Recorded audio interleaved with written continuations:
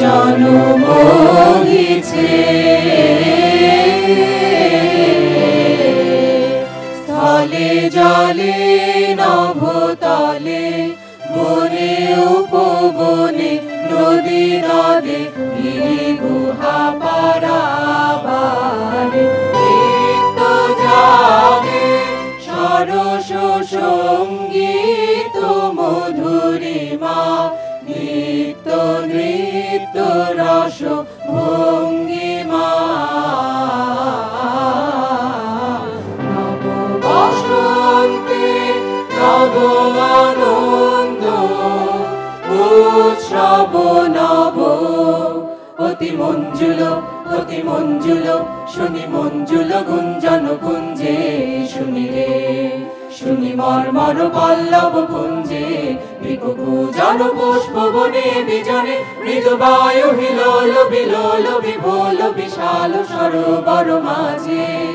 পদগীত সুললিত বাজে শ্যামল কান্তার পরে অনিল সঞ্চারে ধীরে রে নদী তীরে সরবনে ওঠে ধ্বনি সর সর মর মর কত দিকে কত বাণী নব নব কত ভাষা ঝর ঝর রসধারা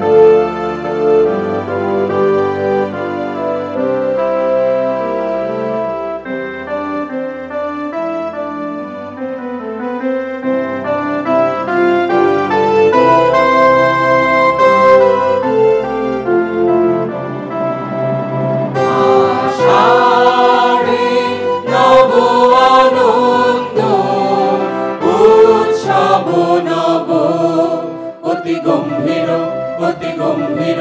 নীল অম্বরে ডম্বর বাজে যেন রে প্রলয়ঙ্করী শঙ্করী নাচে করে গর্জন নির্ঝরিণী সঘনে হের ক্ষুব্ধ ভয়াল বিশাল নিরাল পিয়াল তমাল বিতানে উঠে রব ভৈরব তানে পবন মঙ্গলার গীত গাহিছে আধার রাতে উন্মাদিনী সৌদামিনী রঙ্গ ভরে নৃত্য করে অম্বর তলে দিকে দিকে কত বাণী নব নব কত ভাষা ঝাড়ু ঝাড়ু রসধারা। Rabindranath Tagore is a towering figure in the millennium-old literature of Bengal. His poetry, as well as his novels, short stories, and essays are extensively read, and the songs he composed reverberate around the eastern part of India and throughout Bangladesh. In contrast, in the rest of the world, especially in Europe and America, the excitement that Tagore's writings created in the early years of the 20th century has largely vanished.